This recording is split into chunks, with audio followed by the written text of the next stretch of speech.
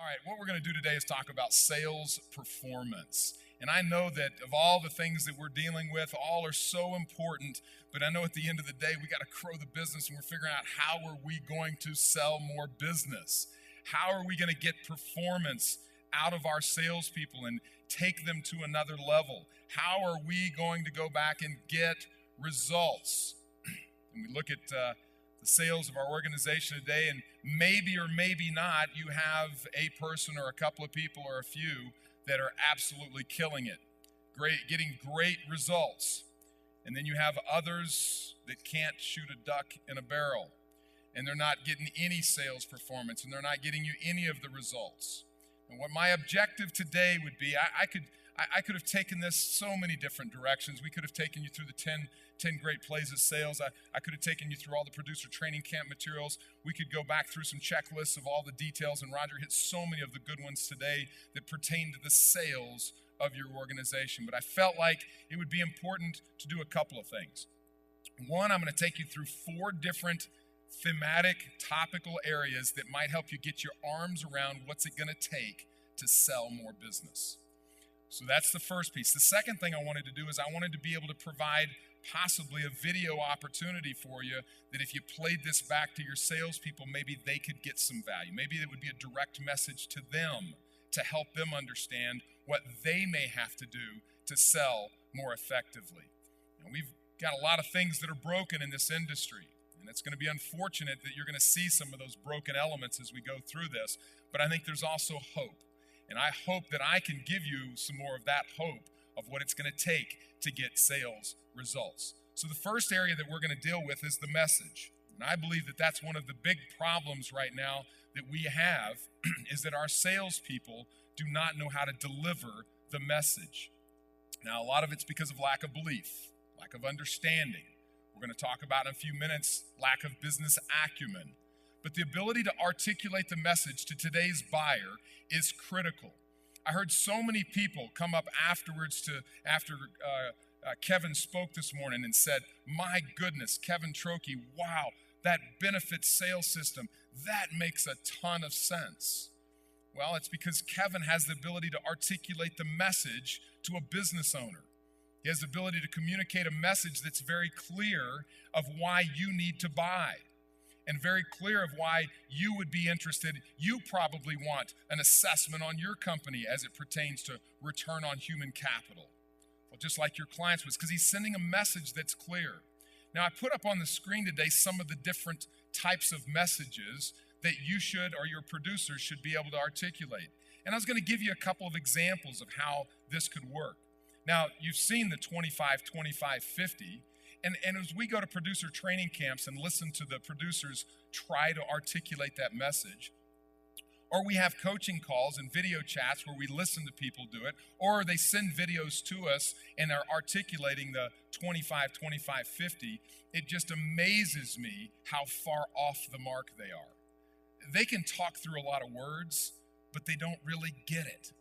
When you think of the 25-25-50 model, it was created for the purpose of being able to help a buyer understand the cause and effect as it pertains to risk management strategies, benefits, cost strategies.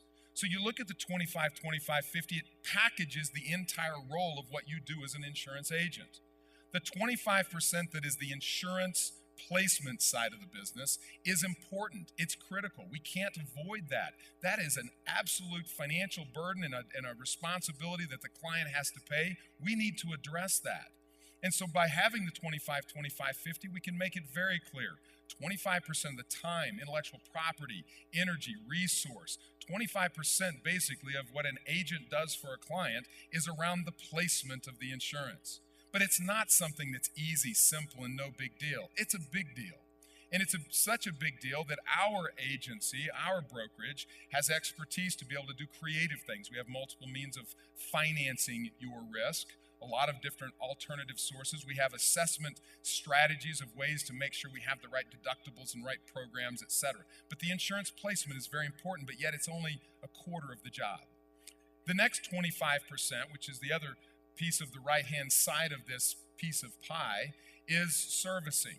And there are service responsibilities when a client calls, when somebody needs something from us, when the administration, the billing, a lot of basic service activities, typically very reactive in nature. That's a critical part of what an agent does as well. And as a broker, that's what we would provide to our clients. Now, when we typically show it to a prospective client, we would say all of the rest of what an agent traditionally does is that responsive service. What's different about us is that we package it in a way that 50% of what we do is placement and reactive service, but 50% of it is prevention, proactive things in managing risk. When you look at the total cost of risk, you can look at numerous different models out there, and typically the insurance is somewhere around 45 to 55% of the total cost in risk. Now, on the benefits side, the insurance is probably around 25 to 30% tops of the total cost of benefits. And so there are a whole lot of other costs that need to be managed. And by dealing with preventive costs, things like what your website looks like, because that's the first place an underwriter goes when they begin the pricing of your insurance, or when it comes to maybe inventory management, or when it comes to how you do things from a safety standpoint and risk management strategies internally, and different wellness strategies and nutrition and making sure employees are healthy and well. All of those things influence whether they get hurt or not and whether they get back to work quickly or not. All of those things influence whether they're present at work and productive in work. Well, those are prevention types of things that need to be focused on. Now, let's look at how this works. Proper prevention, proper proactive strategies, that actually allows this new business model of only 50% of the time being in service and placement. You know, traditional agents have to spend more time in service because they're going to get more phone calls for claims and issues and problems. Well, you can shrink that down by being proactive and focusing your service activity and focusing your work on keeping claims from happening in the first place. So there's a cause and effect. By doing prevention, we spend less time on the service and less time in the placement. Let me give you an example. My first week in the insurance agency brokerage world, I had two different risks brought to me. One risk was a horrendous risk. They had claims, problems, issues, lack of focus in all different areas around prevention, and they had the results that followed. And so I went to the insurance marketplaces to try to place that. It took hours upon hours upon hours of begging, asking, pleading, manipulating, working with, trying to find someone to place that coverage. The other risk was the exact opposite. They were powerful. They were great. They didn't have any claims. They looked wonderful. And you know what? These two companies were almost identical in size, in the industry, and everything else about them. It took no time to place that great client. So from this 25-25-50 model, by doing the right things up front, you actually save time in placement and you save time in service. It allows the model to work. Now, can your producers articulate that message effectively? Or do they just walk through 25-25-50 and they say a bunch of words? Do they do it in a way that's compelling that a business owner can understand it? Can they take the band of pricing message and say, when you look at the insurance pricing and you see this increase over time, but it goes up and down, hard and soft markets, but there's actually a band of pricing. Two different companies could pay a higher or lower price, just like the story I told just a minute ago. They can pay different prices. What's the difference between those two? Well, the company that pays a higher price has a higher frequency of claims, has a higher severity of claims. They usually have less process and procedure or systems in place. They have less of a culture that's identified around prevention types of activities. And dadgummit, they're just unlucky. And then you've got the company at the bottom end of that pricing range that they have very, very infrequent to no claims. They have very low severity, of any severity, any dollars at all. They have great process and procedures and systems, and son of a gun, they're lucky. Well, the question is, if you just go to the marketplace every year and get pricing, how are you influencing where you fall on that band? You're not. You're hoping for the best. And most likely, a chance model of planning and executing a business, you're probably going to fall to the worst end of it. You're going to pay more for your insurance pricing. And so by doing the right things in a prevention strategy, getting your severity and your frequency and all of the risk management strategies up front proactive, we're going to work you down to the lower band of pricing. It really doesn't matter what multiple insurance companies' pricing look like. If we drive all of them down, your pricing will go down over time. Can your producers articulate that message in a way that's very clear to a buyer so that they are compelled to want to buy and understand the value that you bring? What about the 4 pieces at the bottom of prevent, mitigate, transfer, and finance? Do your producers have the ability to send a message that what we do as an agency is we help prevent from loss, we help mitigate loss so that you spend the smallest amount that you possibly can. Then what we do is we transfer and make sure that we eliminate any place that you don't need to have risk.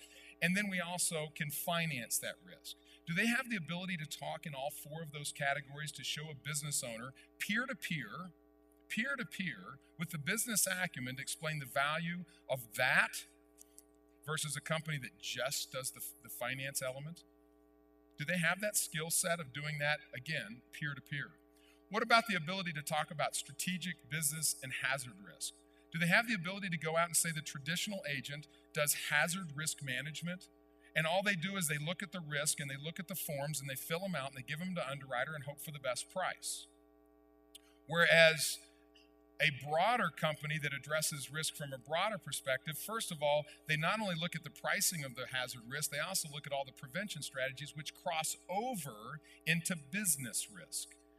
Did you know that right now, from a business owner's perspective, if they truly understood business risk, strategic risk, and hazard risk, that business risk alone has a much higher probability of putting them out of business this next year than hazard risk does?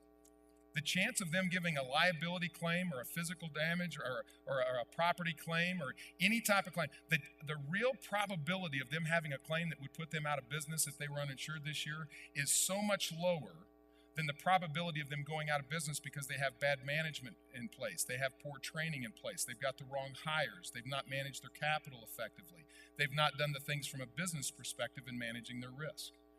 And from a strategic standpoint, you look at companies like Blockbuster that had one of the greatest brand strategies out there, and now they're filing for bankruptcy just a few years later because they didn't continue to manage their brand. That's a strategic risk. There are strategic things that you do in your business that are going to determine your future and whether you're going to survive. That's why you're here. You're getting some new strategy and ideas of how you're going to pursue the marketplace. So do your producers have the ability to have that business acumen level discussion? And can they articulate that message? Can they take the look and become message? Can they say there's 2 things a broker does? They either help an agent look, or they help a client look more attractive to the insurance marketplace, and they help them become more attractive to the insurance marketplace. What's the difference? Could you tell me? What it means to look different is if I look different, that means that somebody understands my business so intimately that they know how to go to an underwriter and tell the story very, very articulate, very clear, all the details to get me the best price possible based on what I look like today.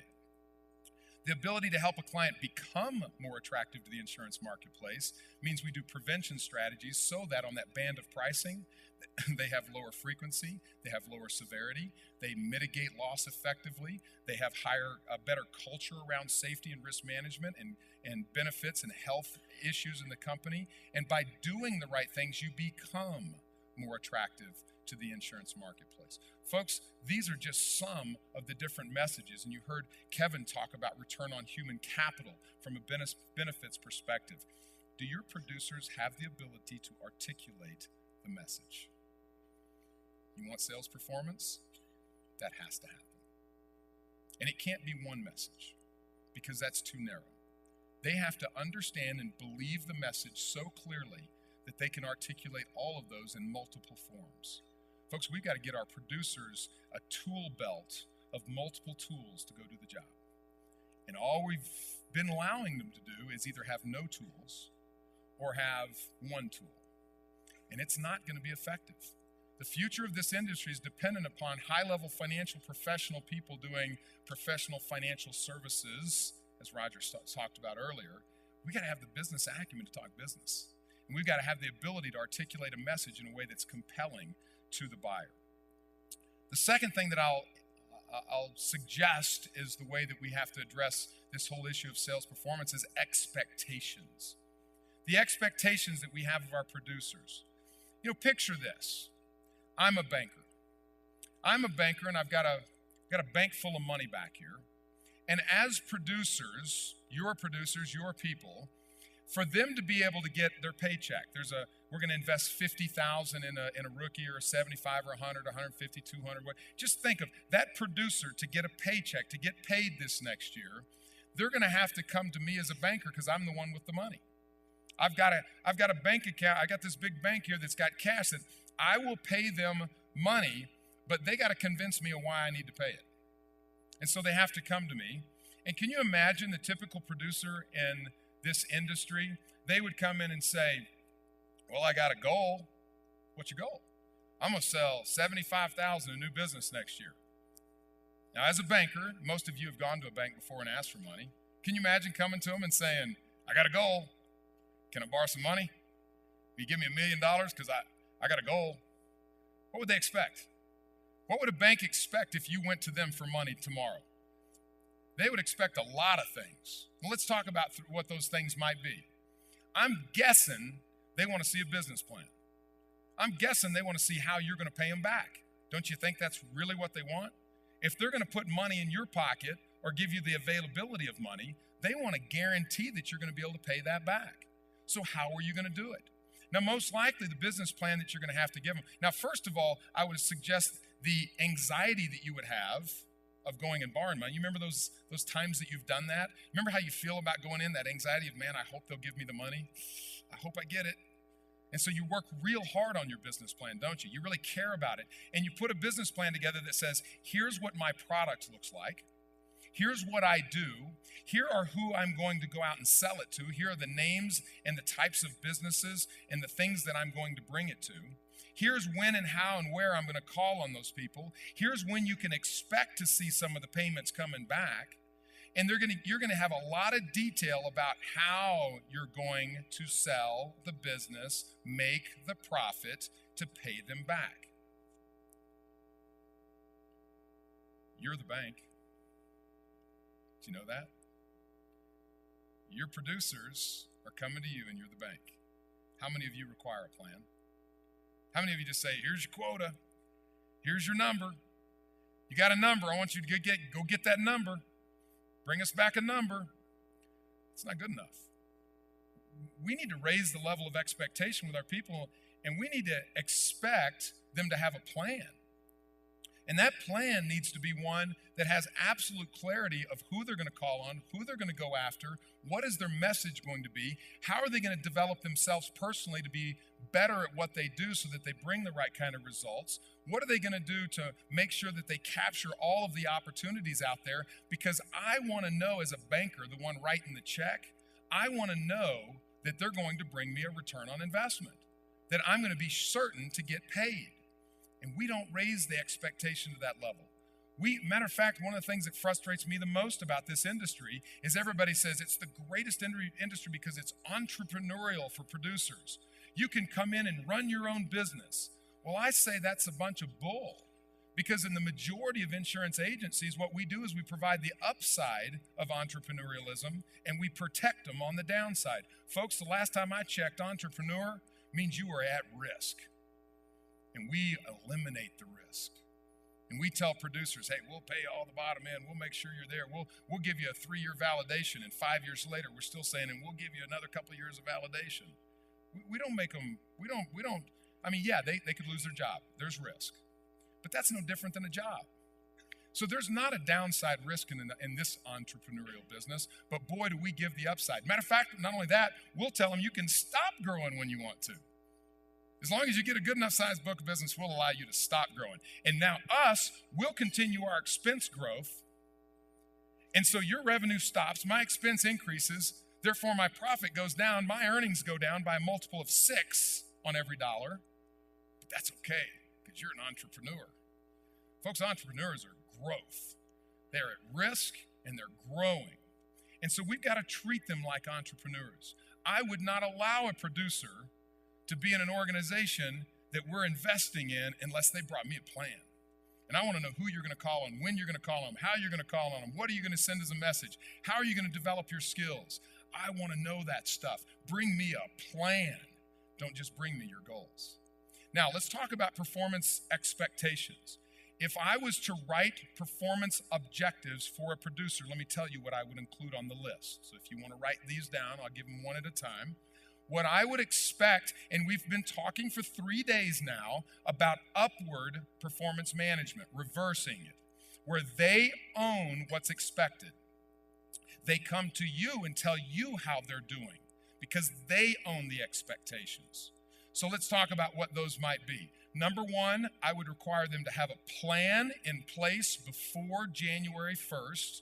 Now, if I could, I'd have the plan in place before November 1st because they're already, as Roger said, they're selling 2011 right now. But at worst, I would say you have to have a plan in place that includes who you're going to call on, how you're going to go get the leads, how you're going to pursue it, and I want to know what months you're planning on doing what with whom. Therefore, every month you can report to me. I said I was going to go after these 5 prospects. I went after them. I made these calls. Some of them I was successful, some of them I wasn't, but they can give you feedback. So I would require a plan in place for personal development, for development of my book, and how I'm going to go after that business. And in that expectation, I would say, and you as a producer are accountable for every month showing me the execution of that plan. So I want a plan and proof of execution every month. That's what a bank would expect. Number 2, I would expect a cross-selling strategy. What are you going to do to go after the easiest possible client? The one that already will give you an appointment, the one that already writes you a check, they've already set you up in their system. That's the easiest sale you have. I would say I want a plan. Now, I'm not going to ask for a plan of dollars. I'm going to ask for a plan of number of opportunities because that can be measured clearly, easily, and get the expectation.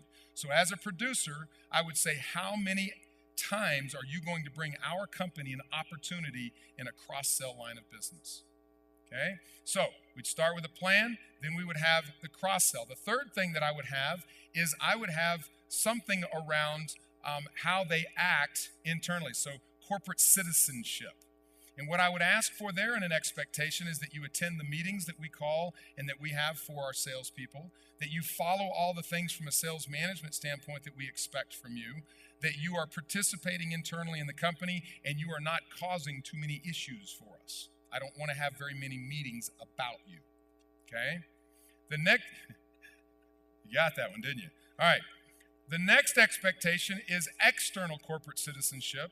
So what I'm looking for there is I want to plan with what you're going to do as far as association involvement, community involvement, charitable contribution opportunities. I want to know how you're going to be involved in the marketplace, and every month you have to tell me, well, first of all, what are you going to do during the year? And every month you can come back and say, I said I was going to do this in March. I did that.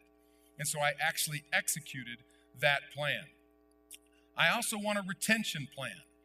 What are you going to do to maintain and secure and give me confidence that you're going to keep the business that you have, round that business out effectively, but I want a retention number and a retention plan as well. I also want to know specifically what your new business target and goal is going to be based on that plan. Now, if every producer had to come to you and develop that plan, develop clarity, and then at the end of every month come back and show you how they did against that plan, I can promise you the expectations will be clearer and the performance that they will bring to you will be more focused because they now own the results that you want from them. So that's what we have to do if we're going to continue to be the bank. We need to be a bank that's a responsible bank. We don't need to be one that's going to be taken over by the Federal Reserve. All right? All right, next issue is business acumen. And we don't have to spend a tremendous amount of time on business acumen because we've talked about it so much the last 3 days, but I want to tie a few things together. What level of business acumen do we want with our producers? Well, here's what I would want. You've been hearing Greg and Roger and Benita and others talk about the why, and Mary Fran. So the why. Well, what is the why? When we really understand the why that we're talking about with the client buying, here's the challenge I'm going to have for you. I want you to go back to your producers and I want you to ask them, why should a client buy from us. Now, here's what you're going to hear. The really bad ones, because we're great at service and because we're an excellent company and we work real hard for our clients, and that's not why they should buy from you. Okay, here's the better ones. The better ones are going to say, well, they should buy from us because we have a unique process that's 4 steps, that's discover, design, implement, continue. And they should buy from us because we have a risk reduction strategy and a MORE system and a blah, blah, blah. And it's all the stuff that we have, and here's how cool we are and how all of our, they should buy from us because we're amazing. And that's not why they should buy. Why should somebody buy? Why do you buy? You buy because people have cool stuff? Well, Bob, you do. But yeah, he showed his cool stuff. You know why they should buy? Because you can make their business better. You can save them money. Because you can help them identify risks that they didn't know existed. Because you can help bring clarity to what they don't understand and know today. Because you can help them see how to get a stronger return on human capital, and then you can actually deliver, helping them get a better return on human capital. Because you can define and broaden the definition of risk and actually address business risk issues in their company with HR solutions, second in command principles, with other things like that. Folks, the reason why they would buy is because you would get them a result that they need in their business. Do we even talk that language with them? Or are we too busy talking about how and what we have and how cool we are? We're so different than everybody else. Look at all my stuff and look at how my stuff works. That's important. We have to have that. But until you connect the dots and say, and when that happens, there's a quantifiable result. Now you're selling. And the best of the best, and Benita talked about this, and I'll just lay out what she saw. We were at a producer training camp, and we had some producers that went, I don't know. I'm not sure. I don't know how this really works. And so right then I said, that's it. Everybody come here. Let's get in the middle of the room. I'm going to do it impromptu. Put a plan down on the table. Whichever one of you wants to be the toughest buyer, let's go. Toughest buyer sat down in front of me, and I presented a plan. And this guy afterwards said to the whole group, I was going to stop. I was going to stump him. I was not going to buy from him. And he couldn't. He had to buy. Because what I did was I laid out a plan to him that showed him exactly what his quantifiable cost and his return was. I didn't just say, we make you more profitable. I said, let me show you the dollar amount here on this HR issue that you told me, and let me unfold it for you. You're going to save this many dollars. And you know what? You're going to potentially save this many if we put this in place. But if you don't, you're at risk on it. But if we eliminate those dollars and put them off the table, you're going to be a better company. And so instead of just giving the terms, you're going to be better, and we're going to make you more profitable, and we're going to help your employees and your clients and your profits. Next time somebody says that, say, okay, explain how. Give me the details. Well, we'll make you more profitable. Dig deeper. Dig deeper. The business acumen that we need to develop is we've got to help people think like business owners and understand the results they get in their business because of what you deliver. What and how you deliver things should bring value to your client as a result. Until your producers can articulate that clearly, they're not going to have the kind of sales performance that you could expect from them and that we can get from them. But you're going to have to help them with the development of their business acumen to get there. What do we need to do? They need to read books. They need to read periodicals. They need to read the magazines out there that are the Economist, Forbes. They need to read the Wall Street Journal. They have to understand business, economics, finance, balance sheet. They need to understand the things that a business owner understands. And folks, if they don't have it today, you can move them quickly, much further down the path. But if they can't get it, move them into your transactional business, because they're not going to be effective at selling business owners at mid-sized to large companies. All right, last area, structure. Structurally, we're going to have to do some things, and I'm going to hit you hard in a couple of areas here, and I'm going to encourage you in a couple of areas. The first thing is the right people. We have made a huge, huge mistake in this industry, and we've gone after the wrong people. What we've done is we've gone out and we've met nice people and nice executives in the marketplace, and people that we met at the golf course. I mean, that's a nice guy, or that lady is really, I really like her. She'd be a great producer. Well, I hate to tell you this, but if we went through and looked at all of your unbelievable top-end killer producers, and maybe you don't even have some of those, maybe I'm looking at other companies, the ones that are just tearing it up out there, they're not that nice. They are a pain in the butt. And you know who I'm talking about. Those people that are just over the top, awesome salespeople, they are hard to manage. They're hard to corral. They are difficult. They push your organization. They demand things.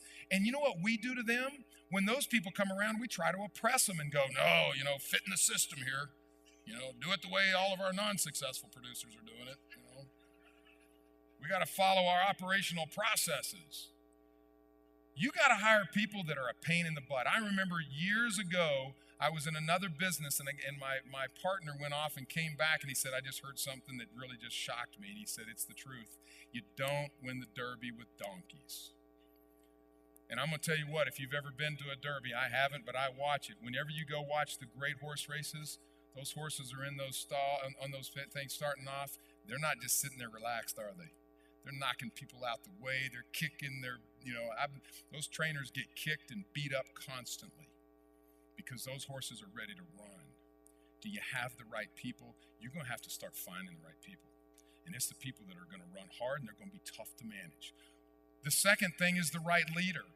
Because guess what happens? A lot of the reason why we go after the less producers, we hire account executives instead of, and I know Canadians, the terminology here, but let's use this. We hire service people instead of sales people. The reason we do that is because they're easier to manage. And it's somebody we like and we can engage with, and they're very relationship oriented, and that's good. Well, you know what? The real high-end producers, they're relationship people, and they're driven, they're in the marketplace, and they value the close and the sale. And they're pushing the organization constantly to get there. And so as leaders, we don't like those people. They're hard to manage, and so we push them down. The right leaders are going to have to be people that can manage those kinds of people. They've got to be able to manage the maverick producer. So we need the right leaders to do that. The third thing is we need the performance objectives. We've got to measure the expectations of our employees. That's what we just went through a few minutes ago. Now, how does it work? They own what's expected, and they communicate upwardly. You don't own it. They own it. They're accountable to communicate up. The next area is compensation. And from a compensation standpoint, we need to tie that to performance. And most of the top economists, most of the top consultants out there in the world today that are telling you what to do in uncertain business times, they're saying now more than ever, you've got to tie compensation to performance. And it's a great time because you're allowed to do those kind of things when you're in tough economics times. You can change your compensation plan, and I'm going to encourage you. If your compensation plan is designed to help producers get up to a certain place so they can retire in place, shame on you. That's what you're going to get. If your compensation plan is designed to make new business come to the table constantly, that's what you'll get. Now, don't go out there tomorrow and say, well, my plan is this percent and this percent, so I'm just going to raise the upper end. Maybe that'll motivate them. If they're not motivated to sell here, that's more, then they're not motivated. You got to make sure that renewal's not good enough. You got to motivate them to sell and to add business to their book of business. They've got to grow their books, and your compensation models need to address more. What you pay them for is what you're going to get. So you've got to make sure that you're managing that effectively. The last area is getting our people to conscious competence. And when you look at the model that I presented last year in Dallas, if you remember, all learning and all growth begins with unconscious incompetence, meaning I don't know how stupid I really am. Okay? I don't know what I don't know. And that's the beginning of all learning. And then all of a sudden you find out you don't know something. And I don't know how to tell those messages. And I don't know how to have the business acumen to work with somebody. And I don't understand all the things necessary. That's fine. Now that we know it, then we move to the next phase of conscious incompetence. And what I have to do when I'm consciously incompetent is I've got to go work hard. I've got to practice. I've got to train. I've got to go to classes. I've got to get somebody over the top and working with me constantly to give the feedback. And I've got to do routine type of training to repeat messages and memorize things. And once I've done that, then I move forward to the next phase where I am now conscious competent. That means I know what I'm doing, I am competent, but I have to think about every step. And as I explained last year, it's like a golf swing. If you have to think through the whole thing, you might get it sometimes, but you're going to miss a lot as well. When do we become great? When I don't have to think about it. So how do we take people through our organization? To get sales performance, you can't manage them all the same. You need to first assess, are they unconscious incompetent? Are they conscious competent or conscious incompetent? Are they conscious competent where they're knowing it and they can repeat it and they sound great, but they're not selling a darn thing? Or are they at a place of unconscious competence? You have to identify where they are, and then you got to provide the right training. So what's the right training? When they know that they don't know what they don't know, and that they're aware of it and they know they stink, we got to just get them routine. Once they've got the routine down and they can memorize and they can repeat things, to get them up to the unconscious competence, where I don't have to think about it and I'm good at it, the way to do that is to challenge them. Make me explain that to me. So you say you're going to make your client more profitable. How do you do that? So you say there's the 4 different areas that we explained in the very beginning of mitigation, of transfer, of finance, and of prevention. Explain those. Tell me some details. How does that work? What have you done for your client? Explain how you're going to make them more profitable to me. Challenge them and make them have dialogue and business acumen discussions. You see how this is tying together? It comes together by doing these 4 different pieces that I brought to you. We are at a real critical place in this industry. We're at a critical place because what's happened is we are now at a steady decline over the last few years, where we've had a decline in the available risk in the marketplace and a decline in our revenues because of soft markets and the risk shrinkage. Now, benefits, we've seen you flatten out actually. And so because of that combination, it's putting the independent insurance agency brokerage model at risk. Because until we can turn the corner and start growing again, we are in trouble of not being able to sell our businesses in the future internally. We got to fix that. And the way you're going to fix it is sell your way out of it. The 4 things I just talked about, I believe, are the ways to get there. Now, there's a lot of detail in them, and I hope I gave you some of the action plans to do. But we have to raise the level of business acumen. We have to raise their level of ability to talk peer-to-peer with a buyer and articulate the message. We have to have clear performance expectations and accountability where they own what's expected and can communicate it back to you. And we have to have a structure of getting the right people in and managing them effectively and then train them to be successful. Folks, the time is now. And of all the things that you've heard from all the different speakers the last few days, we got to go execute. And it's just like I was told in my job at Golden Equipment Company. Larry, your performance objectives are as follows: execution or execution. That's where we sit today. Spend a couple of minutes, look through your notes. What are you going to do? Because it's execution or execution.